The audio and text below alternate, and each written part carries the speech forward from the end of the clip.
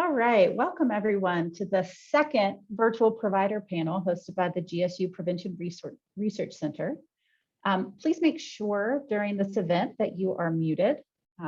We're excited to have an open question and answer session with the doctors. So if you're watching on Zoom, you can put your question in the chat box. Or if you're watching on Facebook Live right now, you can put it in the comment section underneath the video. And we'll get those questions to the doctors. And just so you're aware, this event is being recorded and we will share the recording after our presentation.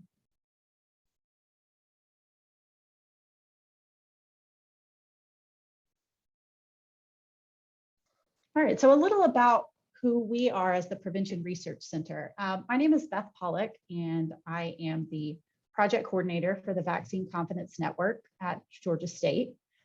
And my main task is working with 6 amazing COVID-19 community ambassadors who promote vaccine uptake among residents via a number of different tasks. They'll be working on listening sessions. They're currently doing peer outreach in their neighborhoods. We'll be creating targeted campaigns. We'll be giving support for community organizations, so you can reach out if you need any help with any event.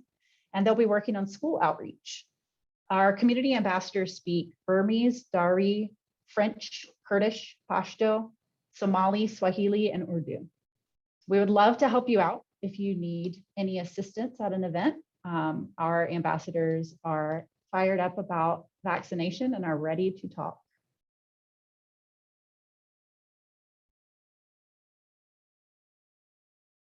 All right, before we get to our presenters today, I just wanted to share a little good news about what we're seeing in Clarkston. Our team has been tracking the percent of vaccinated individuals in the city of Clarkston, and Clarkston census tracts actually are outperforming the state of Georgia as a whole right now. So the city is doing a great job, a better job than the entire state of Georgia. Vaccination rates have increased by 55% in Clarkston in less than 4 months. So our data starts on June 21st. The most recent data was last week on October 7th. We've seen an increase from 32.9% of individuals who are fully vaccinated to 50.9%. So we've hit that halfway mark. We're on the right track. Now what we need to do is make sure that we can cross the finish line. All right, I will let our providers introduce themselves today. We have Dr. Esther Kim and Dr. Frank Menger. We'll start with Dr. Kim. Would you like to tell us a little bit about yourself and what you do?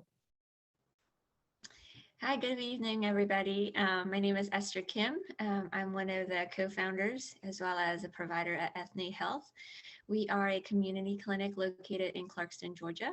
And previous to us moving to Clarkston, we actually practice, we meaning my husband and I, actually practice in Memphis, Tennessee, where we both completed our residency training in family medicine, as well as a fellowship in obstetrics and women's health.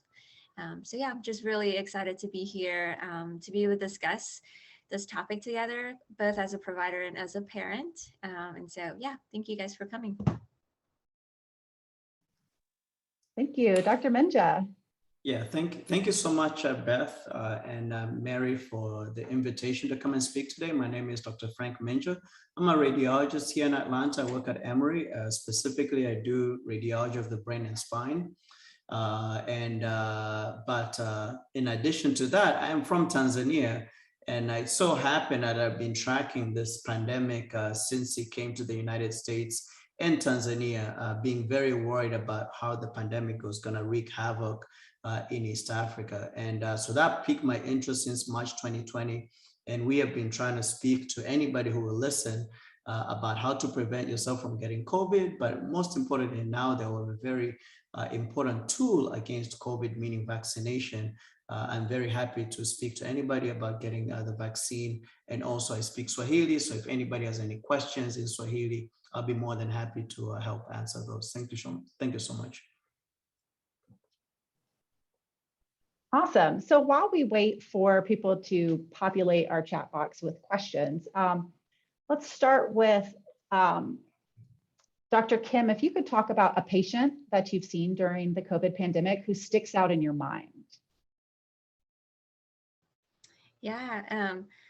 So I guess as a whole, so in March 2020, when COVID first was kind of around, and when people are starting to get tested for COVID, one of the first patients we tested in our clinic was symptomatic, and we decided we had 5 tests at the time, and so we tested her and with one of the tests, and she was from one of the refugee community here in Clarkston. And we tested her on a Wednesday, and then I got call from the lab on Saturday morning that she was positive. And my heart just sank. And I'm like, oh dear, it's here. We know it's there, but now we have a confirmed case. And then that was our first case at our clinic. And so it was a Saturday morning. I'm trying to reach her. She didn't pick up her phone. And so I called one of our staff who speaks that language. And then we went and did a home visit. Went and just knock on her door and then step away. We were both wearing our masks, trying to communicate with her that her test was positive. And at that time, trying to figure out, like, does she even understand what that means? She needs to tell people that she is positive, and she is living in an apartment with many, many people. What does it mean to quarantine her? And she had to go to work the following Monday. And so just with that first case, I don't think we were ready. We knew COVID was there, but we're like, okay, we need to get you work excuse. We need to get you your food so that you don't need to go to the store. We need you to tell your community or people that you've been exposed to that you have COVID. And thankfully she, had a pretty mild case.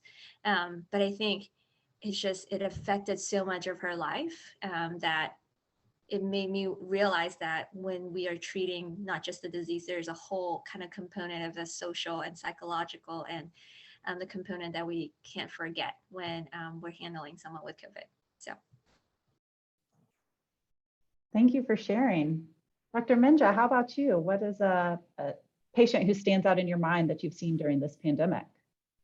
I think so. I'm a radiologist, so I don't have the privilege like Dr. Esther of actually seeing the patients like live, but we actually see a lot of them who have complications of COVID. And so I will tell you for a fact that we have many, many young patients who've had strokes from COVID. And that is something, basically they get blood clots in their brains and vessels that supply the brain. And so we see a lot of very young patients, especially with this Delta variant.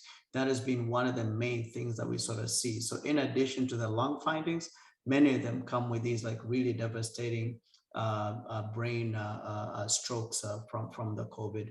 And then on a more personal note, in Tanzania, we have lost so many people from the COVID pandemic. And just in our WhatsApp groups, which I'm sure many of the people here are in, I mean, it's like rest in peace is like every other day. And one way or the other, it's basically linked to like the COVID pandemic. So it's just been it's been like nonstop for the last 18 months. So it's constantly there. So whether it's here in Atlanta, when I go to the hospital, it's here, or whether it's back home where people are just really having a lot of family members and friends affected by the pandemic. Great. Now, if each of you could tell me a hopeful story, a positive story that has happened during the pandemic, because we want to remember that, there are a lot of things to be concerned about, and there are a lot of issues right now, but there's some resiliency in the community, and there are some people who are, being the helpers around town. So what is a hopeful story that you've heard during the pandemic? As far as a patient goes, we have had a patient who unfortunately had to be hospitalized. And I just remember after he was discharged from the hospital, he had a few of the complications. But I think during COVID was when people feel the most isolated. Yet we saw a lot of his family members actually reach out to him. A lot of the community members actually reached out to provide support during that time, helping him fill out unemployment, really rallying around him rather than saying, hey, sorry that happened to you. But I think it was a time when we saw a lot of people kind of coming around and rallying and just cheering people on, saying, hey, that was rough, but we're here for you. I think a lot of that is seen outside of clinic and in our community as well. This is not a patient story, but during COVID especially, we've seen nonprofits and government agency and the city and for-profit, you know, entities kind of working together because we know we need each other. And so it took a crisis like COVID where people kind of put their brains together and their resources together and kind of have a common goal. And that's been extremely encouraging for me, just working in this area, because there's so many people wanting to do things. And when we join our forces, it's almost the synergy that is doing even more incredible work. So. Absolutely. And I think that the positives, the successes that we're seeing in Clarkston, those higher vaccination rates in the state of Georgia, I think a lot of that has contributed to community and teamwork and banding together as best that we can, everyone providing what, you know, resources that they have. Great, thank you. Frank? Yeah, I would say reflecting on the pandemic is that I feel that the Tanzanian diaspora at least has come very much closer, just because this has been a mystery that all of us been trying to figure out. Like, nobody went to medical school to learn about COVID. So all of us are learning together, and I've been in many groups where people are asking really amazing questions. And it's been like, you know, upon us to find the answers, but also hear answers from other people. So I think there's been a lot of like openness and learning, which I think has really accelerated over the last like 18 months. I feel that sort of open communication and really humbleness to basically understand that even in the beginning, there's a lot we didn't know. We didn't even know whether wearing a mask is a good thing. Like, it took us like 3 to 6 months to figure that out. And so to have the humility to kind of say, hey, we still don't know that, and we're getting more information. As we get more information, you can see people sort of changing. So for me, what's been really amazing is seeing people being able to accept new information and sort of change their mind, and also like change their mind and actually take the vaccine and so forth. So I think that to me, I'm hoping will stay well past the pandemic. Awesome, thank you. Do you mind reinterpreting that positive story in Swahili for those who prefer that language? Sure.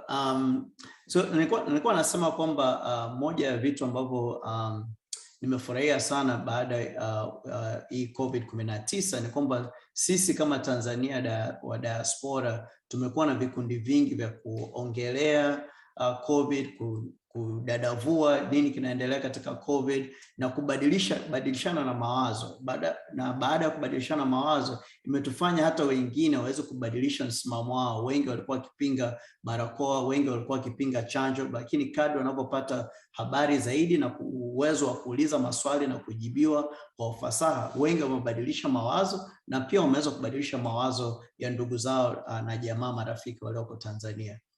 Na tunaomba kwamba hichi kiendelee hata baada ya corona, tuendelee na moyo huo.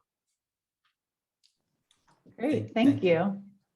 And to add on to what Dr. Minja just said, I can't imagine what it's like to be a doctor, to be someone who, you know, people in your community trust and look up to and revere as a source of information, and to have to look at them and say, we don't know. We don't know. We don't have an answer. We're not sure. So, you know, we can't express our appreciation enough for how thankful we are that you guys have powered through. We have a question from the audience. So I am going to unmute Ahmad. Let's see. All right, there we go. Hello, doctors. How are you? Actually, I have a question for Dr. Kim. Last Saturday, I was in Clarkston Community Center, and we had like few Afghans who newly arrived from Afghanistan. They wanted to have COVID vaccine, and actually they got Chinese, and one client mentioned Indian COVID vaccine, one shot, and they were there to have the second shot, and no one know like initially what they got, do you know? And there was like not information, will they like give them a second shot of Pfizer, Moderna, or JJ? But finally, like Dr. Umar came and then he made some calls, and they found out like it's totally a different things. And it was like 3 months before, and then they told them to have like a Pfizer vaccine, and they can just start all over again. So they can have the first shot and then they can have the second shot. So I want just to mention there will be a lot of Afghan parolees, a lot of Afghans, and they're coming to Clarkston Community Center, to Clarkston. And like I want to have some more information from Dr. Kim about it. Thank you. Yeah, thank you, Ahmed. Yeah, that is a really tricky situation because at this time, what the vaccines are approved for to be used in the US through the FDA is that whatever you get that series. There are currently several trials being done right now where they're mixing it, where someone who got Moderna can get Pfizer, but those are not approved, not even EUA, which is the emergency use authorization. What you're mentioning is that people who are outside of the US getting a vaccine that's created in China or in India. And so the first question I would ask is that an mRNA vaccine or is it like a dead virus? Kind of like the flu shot, the flu shot has dead flu virus particles. If it's one of the other ones, usually kind of I'm assuming where one of the staff got the information from is that they can restart the series with the mRNA vaccine, but that is still not being approved in the US. So for example, J&J is a similar vaccine. It's not an mRNA vaccine, but people who got J&J are still not approved to get Pfizer or Moderna at this time. But we're doing more studies. And so off the record, like you guys did it, whether or not that's the correct thing. It is correct because you did it. But whether or not it's approved right now to mix and match vaccines, there hasn't been approval for that. But I'm happy to research in particular vaccines. I'll take a look at the different Chinese vaccine and the Indian vaccines. I'll get back to you. It's just so good to know that we have people who got vaccinated because that's already some protection. But we want them to have more protection. And so, yeah, can you private message me kind of some of the vaccines you've heard people gotten? And I'm happy to research about them.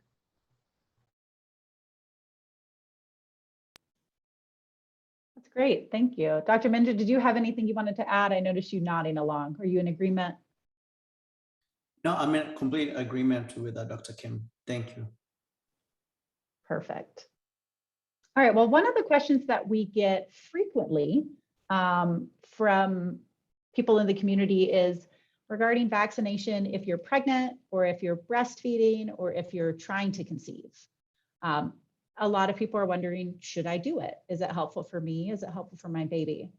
What message would you to say to people who are trying to decide if they're breastfeeding, pregnant, trying to conceive? Yes, yes, and yes. In short, yeah. So I'll speak as far as pregnant and nursing mothers, because I was in that place.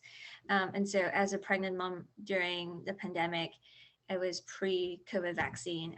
It was terrifying, since 2020, we have seen what the virus can do to a non-pregnant mom, but also to a pregnant mom. And my husband works at a local hospital, and many a days they have pregnant moms who are on the ventilators. Many days pregnant moms are having stroke, like Dr. Minja was mentioning. So all the sequelae, all the consequences of COVID, it's exponentially worse when you're pregnant because you're also trying to take care of the baby. And so some babies are having to deliver as early as 26 weeks because they're trying to save the mom's life and trying to get oxygen to a mom.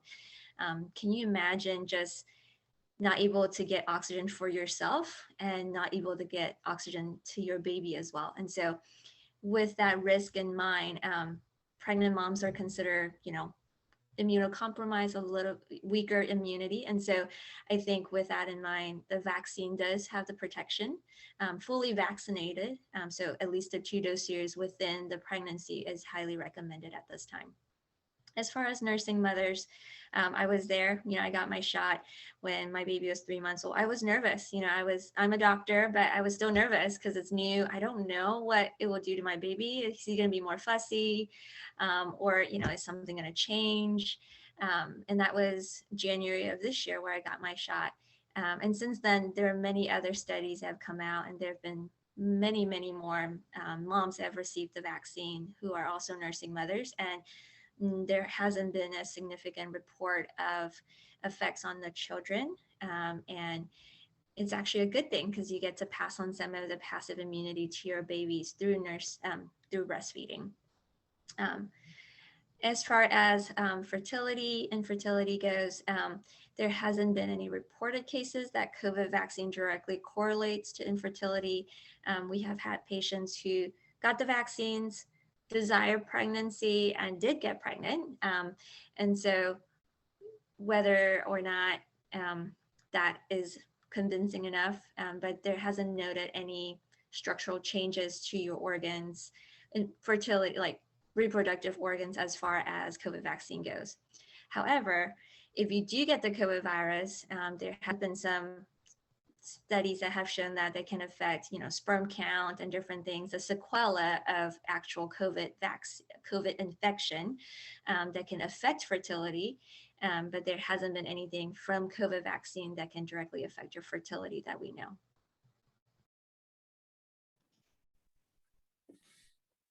Dr. Minja? Yeah, no, I want to completely echo Dr. Kim's comments, and just to say that, again, pregnancy is a high-risk situation, especially in terms of like clot formation. And so that is specifically in that sort of setup. COVID vaccine to prevent the COVID infection is probably the wisest thing you can do if you're already pregnant. And I completely agree also that having long COVID symptoms is more likely to affect your fertility than having the vaccine. So really here, the issue is avoiding long COVID, but also avoiding severe COVID. I think those two things I believe would certainly affect your fertility and certainly impact if you're already pregnant. So really, I think prevention is really the way to go. And this whole issue of linking vaccination with fertility is rampant among the immigrant community, is also rampant also in East Africa, just because of the history around vaccinations. And some vaccination trials have been tainted with rumors and mishaps around fertility. So basically in that milieu, I think people kind of like link, oh, COVID vaccine is another vaccine, which may affect fertility, may affect pregnancy. And unfortunately, when they're talking about misinformation, they don't need any proof. Just a suggestion of it is enough to kind of dissuade people. Well, how do you know for sure? But what we know for sure is if you're pregnant, you have a higher risk of having hypercoagulability, meaning easy to form blood clots and form stroke. So we know that if you have COVID or if you have long COVID symptoms, you're more likely to have all these downstream effects. What we don't know is that the vaccine has any correlation with that. So it's the suggestion that's tricky. And I would say protect yourself is probably the best way to go about this. Thank you. And what message would you give to a pregnant woman or breastfeeding woman who speaks Swahili? What would you tell her?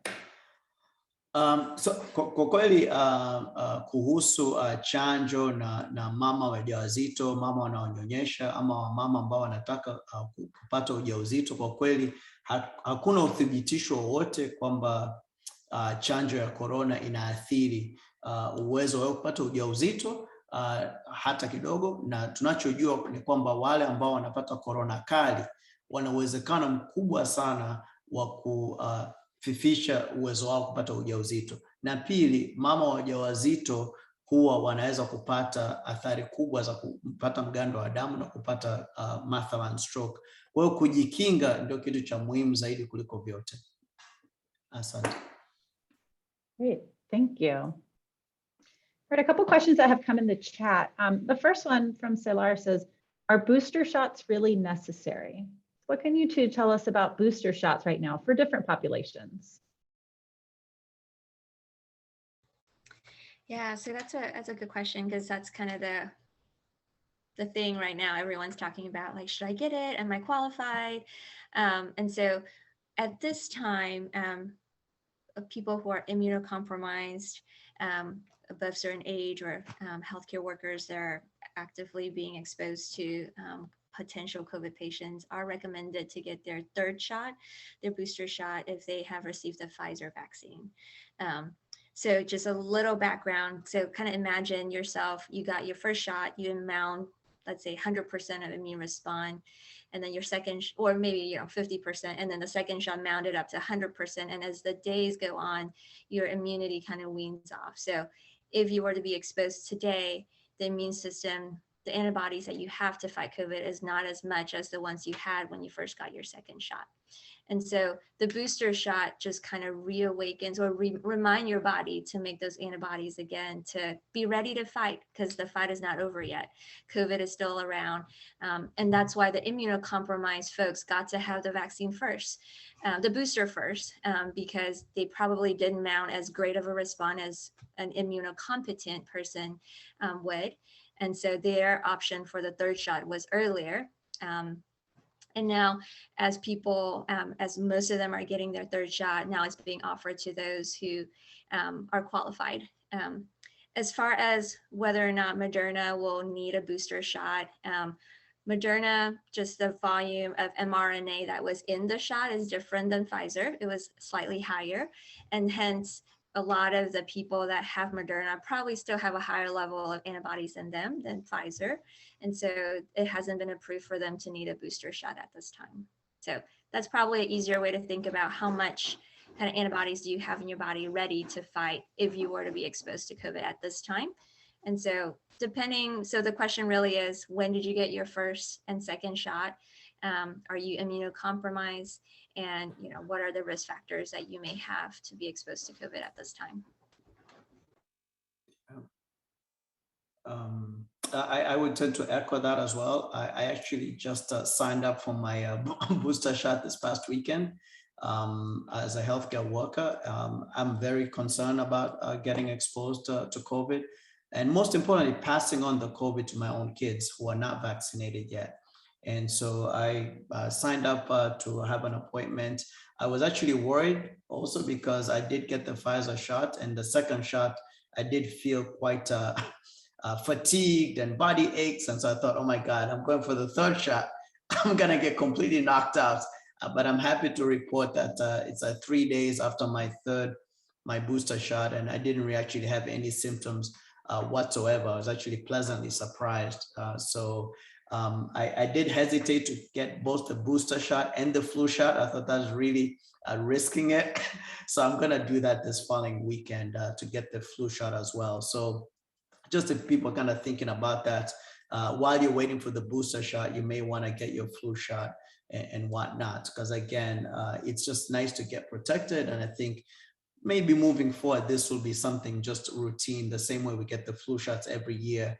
And nobody really talks a lot about getting the flu shot. So hopefully COVID will just fade into the background, be one more thing that you have to do to protect yourself and your family. Thank you. So that leads me to a follow-up question. Dr. O'Connor said that in some languages and cultures, they use the same word for flu and COVID. So how can we make sure to differentiate? How can we help people realize when they need to go get a COVID test versus when they might need to go see their doctor for flu, or how they can tell the difference in symptoms and how we can explain that to them? Yeah, this is a tricky one, because a runny nose is a runny nose, right? Is it RSV? Is it COVID? Is it flu? Do we test for all three? You have 2 nose holes. It's a fever. And so the question is, how do you know the difference, right? In many languages, they may not have a different word for a cold. So like in my native language, like a cold is a cold, a flu is a cold.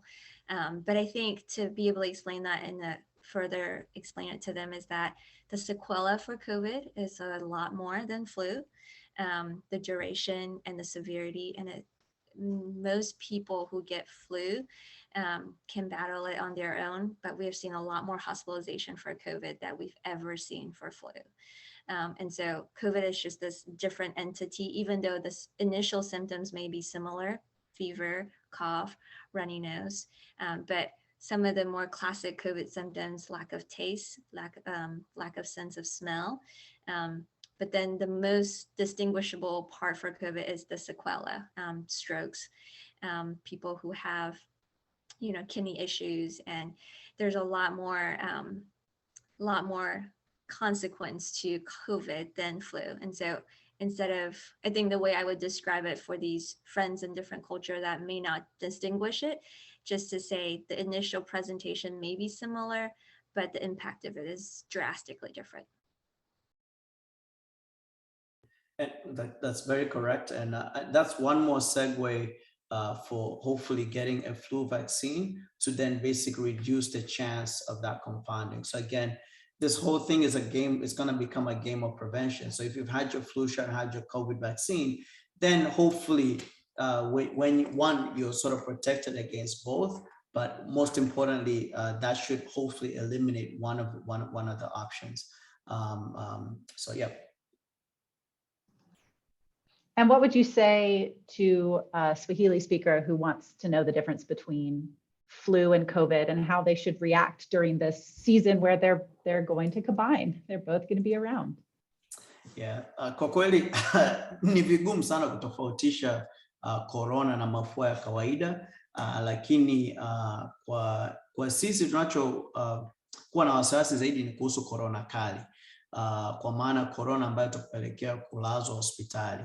Sasa kwa maana corona kali hiyo ndio itakupelekea wewe kuhitaji kusaidiwa kupumua oxygen, kuishia kwenye mahospitali na kadhalika. So hivyo basi kupata chanjo ya flu na pamoja na chanjo ya corona itakusaidia kujikinga dhidi ya vyote viwili. Kwa maana kwa COVID ambayo sio kali ni vigumu sana kuitofautisha na mafua ya kawaida. Kwa hiyo mimi nikawashauri watu wajaribu kupata chanjo zote mbili, na chanjo zote mbili tumeambiwa ni salama kupata chanjo ya flu pia na chanjo ya corona.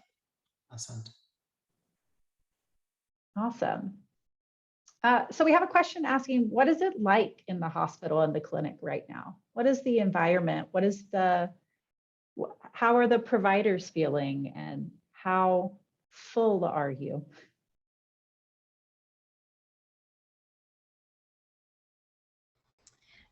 As far as the clinic goes, we still have people coming for COVID testing every day.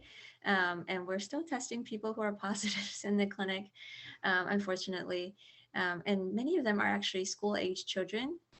They need a school excuse to go to school, and they come in with symptoms. And so we rapid test them. And so COVID is still around. As far as the hospital go, I'll let Dr. Minja kind of talk a little bit about that, but we are still seeing COVID kind of out in the community. Yeah. So on the hospital side, I will say that the adult cases have decreased, but unfortunately the children cases are up. So our pediatric hospitals actually are the ones who are struggling right now. So, and that's like really, really unfortunate because those kids actually who present and need to be hospitalized are apparently actually even sicker.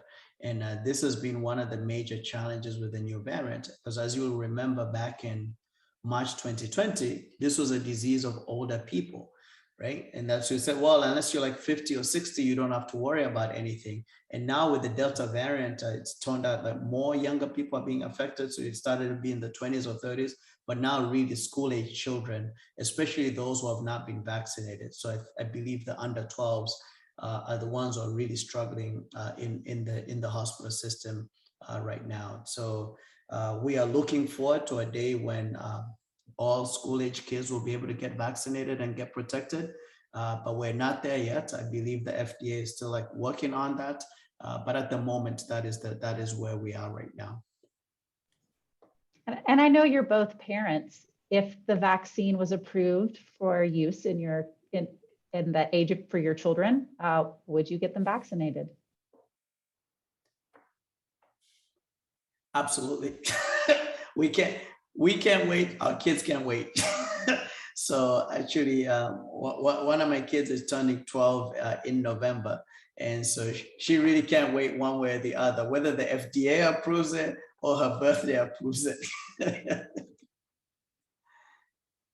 Yeah, there's I mean I have a 4-year-old, that's our oldest, and so he won't even be a part of the next approval, but there's just been a lot of talk about that, as a parent, and the risk of them getting it versus the risk of getting the vaccines, right? Because the vaccine's also not without risk, even though the dosages will be lessened for the younger ones. But then having COVID also not a small deal, and passing it to the grandparents that we're visiting, and us working in healthcare and passing it to them, and they're also around their friends. And so it's a big decision. And I think as a parent, we want to do not just what's good for our kids, but we want to do what's good for our family. And so we do have elderly parents that we visit, even if the vaccine is, a lot of people kind of like Dr. Minja was saying, like they're young, they'll get COVID, they'll get over it, or they're young, they're immune, or they won't get the long COVID, and they're healthy, they're not obese, they don't have comorbidities, but they can pass on to others as well. And so I think making the decision is not just for our kids, but as a family and as kind of our community, what can we help? Even if my kid is perfectly healthy, not obese, should be fine if he gets COVID, but I don't want him to be the one that's passing it on to others as well. So hopefully if there are trials for kids under 5, let us know. Awesome. Dr. Minja, do you mind addressing the youth in Swahili and explain to them why it's important for them to get vaccinated, not just for them? What counts as youth? Well, I mean, we're seeing lower vaccination rates in the 18 to 30 range, really. So Yeah. what would you say to a young person or a school-age child? Yeah. So let's say tuseme kwa watoto wa shule so mathalan ambao tayari wanaweza kupata chanjo kuanzia miaka 12 na kuendelea, ningesema ni muhimu sana kupata hii chanjo ya corona ili ujikinge. Ile dhana kwamba watu vijana hawawezi kuathiriwa na corona kali ni dhana potofu, na vijana wengi sana wameathirika na corona kali, na tuseme kwa kiasi kikubwa vijana na watoto actually wana uwezekano mkubwa wa kupata madhara makubwa zaidi kutokana na corona, kwa sababu wana umri mkubwa. Sasa mathalan ukiwa na miaka 15 ukapata corona kali, inamaanisha yani maisha yako yote utaendelea kuwa na corona, na madhara na hizo dalili za corona kuendelea mbele. Kwa hiyo ningesema ni cha msingi sana, hasa wanafunzi, vijana wote ambao wanajiona bado wana afya njema na ni watoto, kwa kweli ni muhimu sana wapate chanjo ya corona. Beth, what I was just trying to emphasize is that actually if you get the long COVID symptoms and you're younger, you actually are going to be hurt for a much longer period of time compared to like a much older person.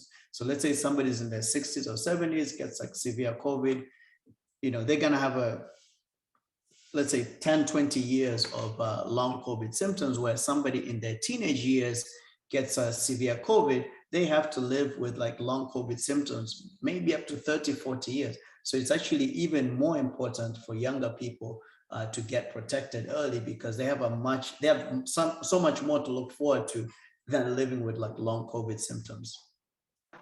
Yeah, that's a great point. That's something that definitely needs to be emphasized for young people. We don't know how long COVID lasts, so we have no idea how long you might be living with these symptoms.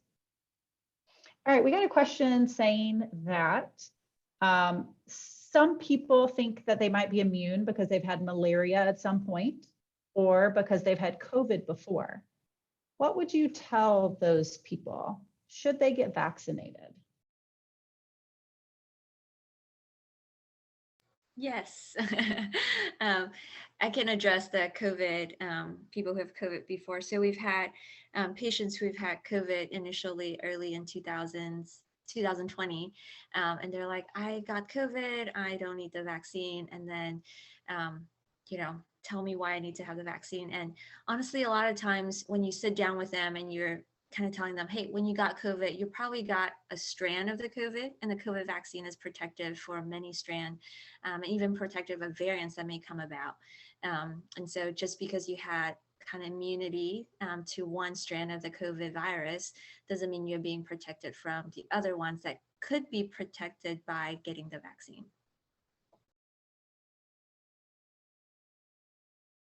Yeah, absolutely. And actually that was one of the thoughts earlier on. And I guess this just goes to show how much we're learning about this pandemic as it's going. Like earlier on, it was thought that once you have COVID and you recover from it, then you're good. But then we started to see new variants of COVID, more infective variants of COVID.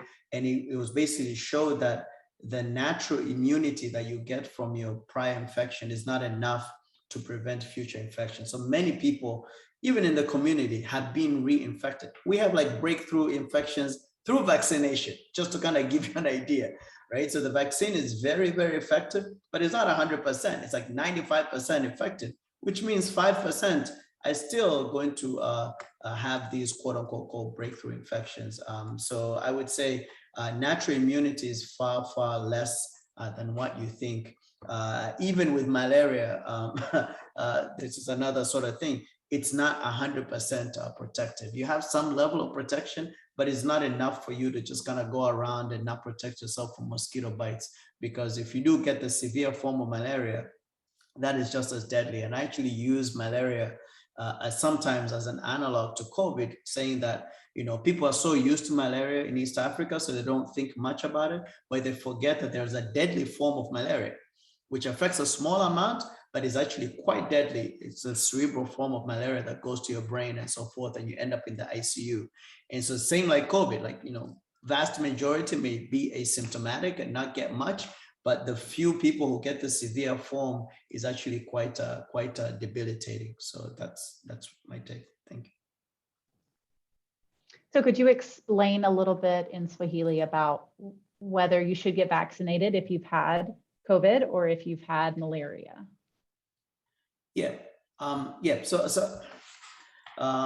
ndio kwamba kama umeshawahi kupata corona haimaanishi kwamba hautapata corona tena, kwamba kinga ya mwili ambayo unapata baada ya kuugua corona ipo kinga kwa kiasi fulani, lakini sio kinga madhubuti kama unayopata kwa kinga ya kupata chanjo. Kwa hiyo mtu anasema kwamba nilishapata malaria ama nilishapata corona, hivyo basi sihitaji kupigwa chanjo, sio sahihi. Wengi sana wamepata corona mara 2, mara 3, na hata watu kupiga chanjo kuna wachache ambao wanapata corona pia. Kwa hiyo kulinganisha chanjo, kinga ya mwili baada ya kupata corona na kinga ya mwili baada ya kupata chanjo, kinga ya mwili baada ya kupata chanjo ni madhubuti zaidi na ni kitu cha msingi sana cha kuzingatia. Mwanzoni tulidhania kwamba kinga ya mwili inaweza kawa inajitosheleza, lakini tumegundua kwamba hapana, lazima upate kinga ya chanjo ndio madhubuti zaidi. Asante.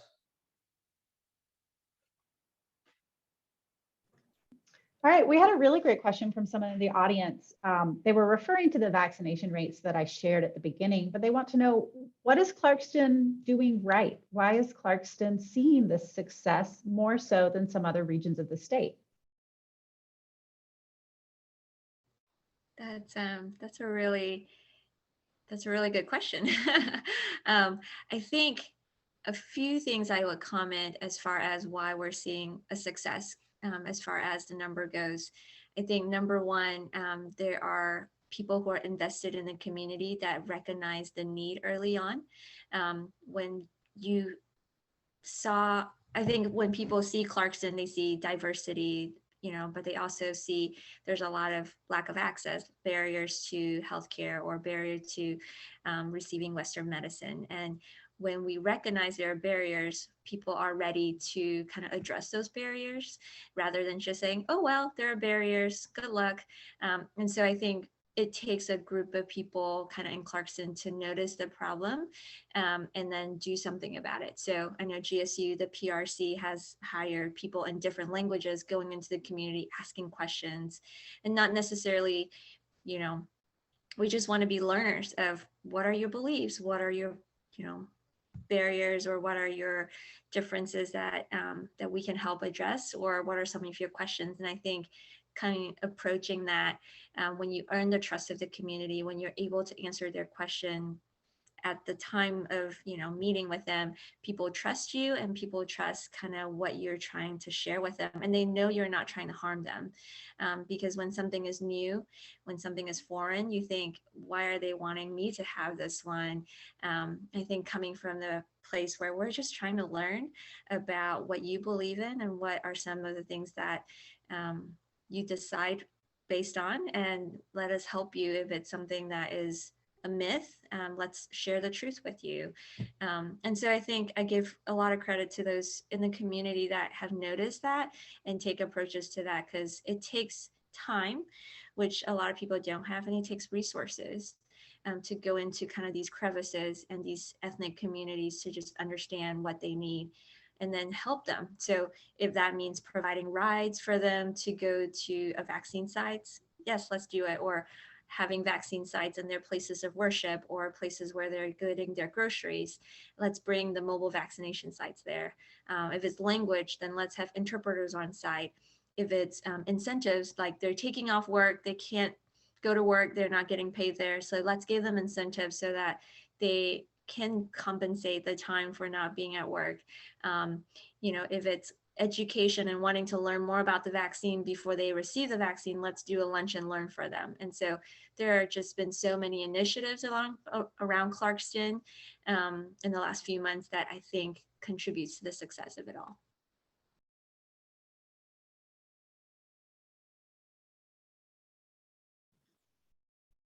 Dr. Minja, do you want to add anything? I can't speak specifically to Clarkston, but I just know that Dr. Kim and her team and all of you guys are doing like amazing work there. And one thing that she mentioned in passing is the investment.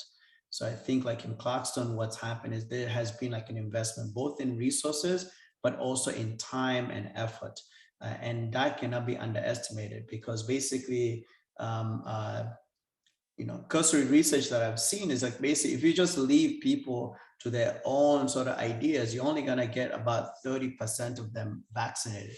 And then when they actually use like incentives and everything, they came up to sort of like, you know, 70%. And then when they try to kind of break that barrier, they have to go to like mandatory vaccination. So these are basically, my point is it has to be deliberate effort, and I think that is the sort of like, you know, thing. And I just want to thank everybody who's put in the time, the effort, the resources to bring about the results in Clarkston, because it just shows that it can be done, and it can be done anywhere else if people are willing to put in the time and the effort. So thank you for that. Excellent. We've got a couple questions around the broader topic of testing. One of the questions says, once people go to the clinic, why might they have two different results in the same day? Or why might two different tests give them two different results? What can you guys tell us about testing? I'm not sure I understand the question. Is it like two different rapid tests? So there are many, many tests out there, right? So in March 2020, you know, the only test we had was the PCR test. And today you can go to Walgreens and grab like 5 different rapid. You spit in it, you swab your throat, you swab your nose. You don't have to go very deep. And then you have the rapid tests that are approved to be used in the clinical settings. And then you have the PCR test, which is the actual test where they have to go deeper into the nasopharyngeal area. Then you have the culture, which is the actual test to culture kind of the genotype of the COVID. So there's a wide variety of testing. As far as the rapid tests that are out to be purchased over the counter, it's great, right? Because you can purchase that at 10 o'clock at night. You don't have to go to the ER or the urgent care. However, a lot of their sensitivity is not as high as the ones that you'll get in the clinic. And depending on which clinic you go to, they may have different tests that have different sensitivity and specificity. And so it's hard for me to know unless I know which test they use. But if they got a positive, they should be positive. If they got a negative, you can have a, you know, positive. It's just using a less accurate test. So, But PCR, I would say, is still the more kind of gold standard. And so many people would need that to travel as well. So Dr. Minja, maybe if you could explain the difference in the different types of tests in Swahili for our Swahili speaking friends. Sure. Kwa hiyo kuna vipimo vya aina mbili vya corona ambavyo vipo. Moja ni rapid test na nyingine ni PCR test. Hiyo rapid test unaweza ukaipata popote, hata mathalan unaweza kwenda kwenye maduka ya Walgreens ama CVS ukapata hiyo rapid test ambao unajipima mwenyewe nyumbani na ukapata majibu yako. Lakini PCR ndio kipimo madhubuti zaidi, na hicho ndio kinatumika hata kama watu wanataka kusafiri na kadhalika. Kwa hiyo basi kuna uwezekano kwamba ukitumia rapid test ikaja kwamba ni negative, lakini ukaenda ukafanya PCR ukakuta kwamba ni positive. So mara nyingi wakitaka uthibitisho madhubuti utapata PCR, lakini kama tu unataka kupima na hauna wasiwasi sana unaweza kutumia hizo rapid test. Great. All right, we have another question that says, what advice can you give people who are believing misinformation that they hear on social media? How can they determine whether what they're hearing is real or a myth?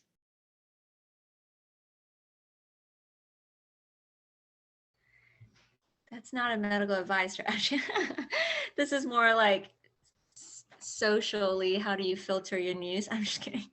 I think there are a lot of information out there, and people repost or they share something that they believe is good, right? And so I think to believe like, hey, this is my friend and he or she posted this, they probably know this subject really well, and or they really trusted the source and therefore they're trying to share it with us. You know, I think the best advice that I myself use is I always kind of take a step back and said, where is that source from? And so really going back to trusted sources that are nationally recognized, really trusting sources that are kind of the people that, you know, that hospitals look at, you know, or CDC, like the governing bodies that are making recommendations for our country. I think we need to put faith in that. And so I think the first thing I would do is just step back and said, hey, where is the source? Look into the source, compare the source with sources that you know are trustworthy, that are non-biased. And if you have a primary care physician, that is our role to be able to decipher a lot of information. I have patients that come in and they'll show me websites or they'll print things off Google, and we will go through it together because they don't have a trusted friend who is in the medical field that can kind of answer that question. And I think that's the role of a primary care doctor, is what questions do you have as far as, you know, a medical need? I think most of us would be very happy to answer those questions. Yeah, that's a great answer, Dr. Kim, and that's the whole issue of trusted sources. I'll go one step further. I'll say use specific sources for specific things. So for example, what I've found now with the COVID is that you have mixed sources talking about everything, right? So if you need legal advice, please seek lawyers, right? If you need like a medical advice, please seek healthcare workers. If you need spiritual advice, please seek your spiritual leaders, right? So I feel like, you know, we need to kind of like allow the different domains of information to kind of like, you know, work on our behalf. And especially here in the United States, I think where we're blessed to have these trusted sources, vetted sources, by the way, and there are many public sources to kind of like verify that. So I think while free information is good and free flow of information is good, but sometimes it can be overwhelming.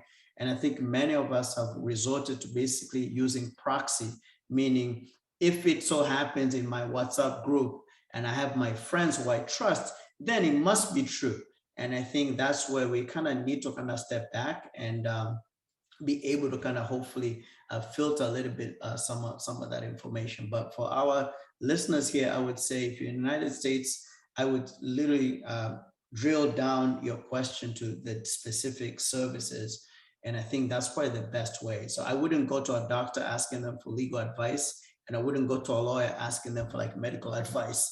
And so I think that that's kind of like how I would sort of like, you know, separated to kind of help out. But really, this issue of trusted sources, I think it's going to be a recurrent theme for a long time, just because trust has been eroded in many, many ways. So I think it's going to take some time to establish that and so forth. Could you give some tips to our Swahili speaking friends? Ndio.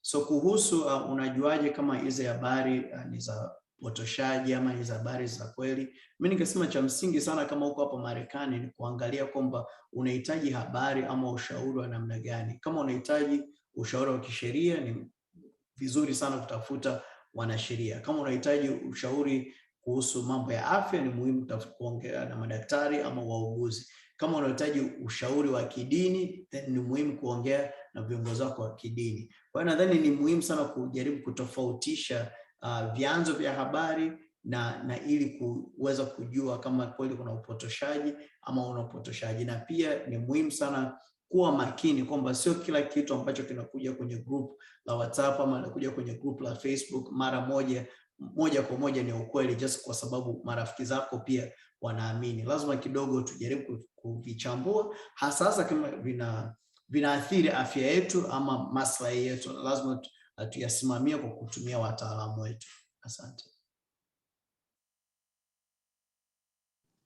Excellent. Well, thank you so much. We've come to the end of our time. I do want to say that we are able to be contacted at prc@gsu.edu if anyone has any further questions. We also have on our website a list of the current vaccination sites in Clarkston and the current testing sites in Clarkston. And if you need any help or you have any questions, please feel free to reach out to us. Thank you so much, Dr. Kim and Dr. Minja, for your time. And I know that others in the chat are saying thanks as well. So for all of you who are watching, thank you so much for attending and have a great rest of your evening. Thank you so much, Beth and Mary. Really appreciate it. Bye. Asante. Thank you. Asante. Asante, Esther.